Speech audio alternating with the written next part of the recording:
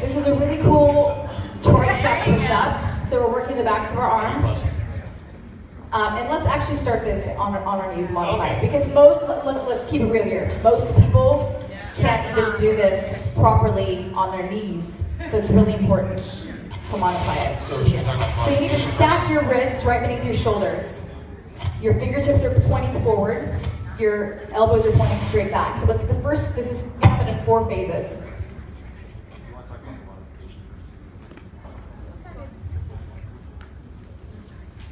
Yeah.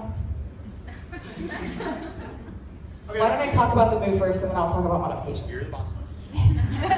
All right, so first of all, we'll talk about alignment. Shoulders, your wrists are right beneath the shoulders. He's got a long spine. His shoulders and his hips are square. His toes are staying in contact with the floor. So the first phase of the move, Joel's gonna drop his chest down toward the floor in a full range tricep push-up. Elbows are pointing straight back, and the inner elbow is brushing against his rib cage on the way down. Now the second phase is very important. He's gonna shift his body weight back, keeping his chest against the floor. He's scraping his chest along the floor, and his forearms are flush with the floor. So do you see that? His shoulders are basically sitting right on top of his hands. Do you guys see that? Great.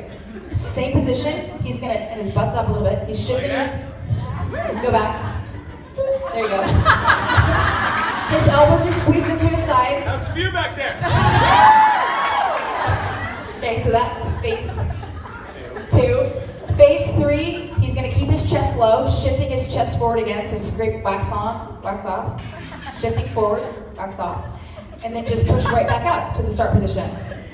Okay, how about that? 4 phases, don't go anywhere. 4 phases. You hold it too. In real time, here it is. 1, 2, 3, 4. Now, what not to do, and this is what most people end up doing. Whoa, stop. Well, that's 1. Slow down, do that again. Down, and then go back just until your forearms hit the floor, but your chest is up. Wait, forearms down. Okay, I see this all the time. I see this all the time. Oh, what's wrong here? His triceps aren't loaded because his chest is up, so he's in a rest position. Or if he goes all the way back, a child's pose is totally resting, right? So that's not what not to do. So you need to keep the muscles loaded by keeping the chest touching the floor and the forearms flush to the floor. And that's your Sphinx blaster. And look, guys, if people are trying that, and if you can't do a regular tricep push-up, yeah, if you can't do this, then you're not going to be able to do the tricep blaster. So if you can't do that, or even this, yeah, right? This is a really modified tricep push-up because my knees are beneath my hips. So the first modification is what Jessica's doing, up and down plank, to build shoulder and tricep strength. The second option is, we don't have it in there, but the second option is you got to be able to do a regular tricep push-up, or a real tricep push-up, knees or toes, and then you progress to the Sphinx blaster. So the Sphinx blaster is the very last thing that you're doing, but if you don't have the strength to actually push up, you're not going to be able to do it. The Sphinx blaster is an amazing move to work all 3 parts of your tricep. It will do that, but you got to build the strength first. It does happen, you guys. Everybody in the test group, everybody's doing it. Like in our test group, the original one, I remember Jen, she came in, she's like, I've never done a push-up my entire life. Wow. And then 30 days later, she was just like straight, boom, boom, boom. On her toes. Like no problem. Yeah.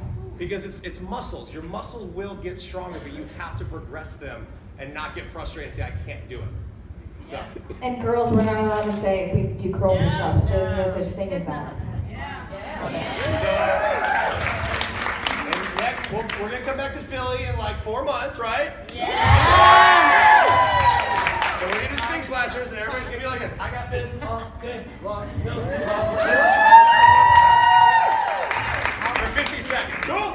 Yes. Can we talk about ground to fighter stance really quick? Yes. Okay. So this is how to do a ground to fighter stance. So you're in either your traditional or southpaw stance. It doesn't matter which one. Okay. Phase 1. So you're starting in your fight stance. Guard up. You're in your dominant or non-dominant fight stance. It doesn't matter because you alternate. What happens is you're going to drop to the floor, your full body touches the floor, chest down, everything's down. Then you pop back up in the opposite stance. Look what's happening. He stood all the way up. What he didn't do was this. Wait, do it and alternate. Don't even alternate. This is what we see every day on Facebook. So don't be that person, please. Because that's not the move. He's a little bit out of breath. You guys, we tell you to alternate. Those are the things that you have to listen for and go back to. The other one that we were talking about as our favorite is the... other favorite? What? We have a lot of favorites. The other favorite was the rolls. So Roll again, jump. target's right here. Target's to the front. So when we say roll the back, roll the front, is what we're saying.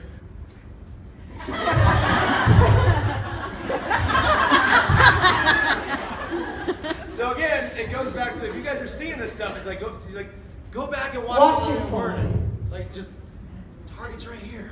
Boom, boom. That's it. And do the learn it and work it again. It's gonna help for sure. Not a break. Okay. What else? Anything else?